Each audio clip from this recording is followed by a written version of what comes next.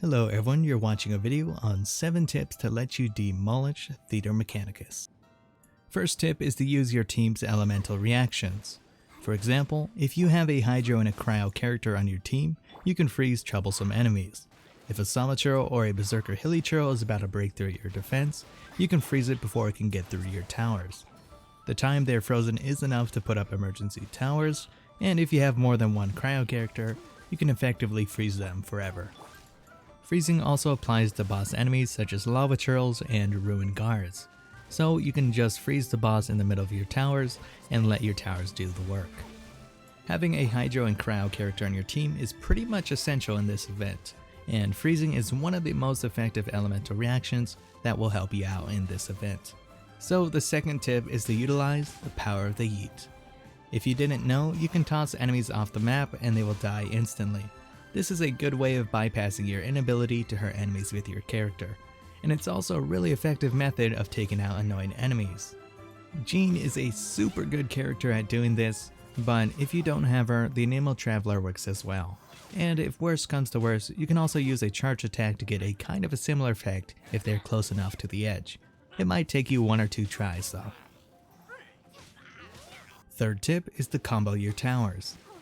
What I mean by this, for example, if you look at the Electro Tower, it can only hit a single enemy per shot, but you can make it hit multiple enemies with one attack by adding a Hydro Tower near it. If the Electro Tower hits an enemy affected by Hydro, the shots will zap any nearby enemies affected by Hydro as well.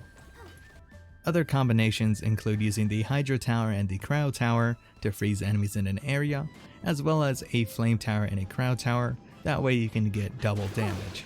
Of course, there are other combinations between the towers, but these are the most common ones that are easiest to use. The fourth tip is to upgrade your towers.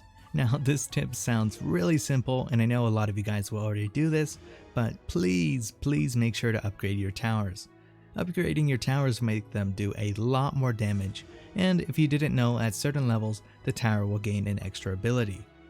These extra abilities that come with level ups are very strong. Remember that Electro Tower combo I mentioned in tip 3? Upgrading the Electro Tower to level 3 will let it hit multiple enemies at once, so that Hydro Electro combo will be even more overpowered. Another example of an overpowered ability is the Pyro Tower's new ability at level 5. The ability lets the tower leave a burning area after each shot, and any enemy that steps through will take pyro damage. This is really helpful if you're trying to do some elemental reactions and comboing the towers. As a side note, the game will cap your tower level to the stage you're at, so don't forget to level up your towers again once you reach a new stage. Alright, we're halfway through the tips, so if you're liking the video so far, leave a like and subscribe. It would really help me out. Anyways, on to the next tip. Fifth tip is to use the mechanisms in the map. When you're actually playing the event and in the game, it's easy to forget that these exist. Using a mechanism in a pinch can actually change a hopeless situation around and help you out. For example, the mechanism on the second stage lets you drop the bridge, and any enemies that stand on the bridge will die.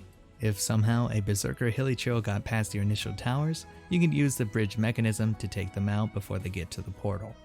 Each stage has its own mechanism that can affect the enemies differently, and no matter what, the mechanism can help you out in some way. For example, in stage 1, the mechanism lets you create a wind current. At first glance, this seems kinda useless, but you can actually plunge and stun a mass amount of enemies, and as you can see in the video, it takes twice the amount of time to cover the distance to the end. No mechanism is completely useless. Sixth tip is to use your character abilities and talents to debuff the enemies. If you didn't know, Lisa, one of the characters you are pretty much guaranteed to get, has a talent that lets you reduce the defense of enemies by 15%. Debuffs such as this do let your tower deal more damage. Aside from Lisa, Zhongli and Xiangyun are the only characters that let you debuff at Constellation 0. Otherwise, characters with debuffs in their constellation include Ganyu at C4, Shenyan at C4, Klee at C2, Fenty at C2, Chi-Chi at C4, Jin at C4, Xingqiu at C2, Beidou at C6, Xiangling at C1, and Razor at C4. These are the only other characters with debuffs. If you have them and the right constellation, awesome. If not, you can just default to Lisa.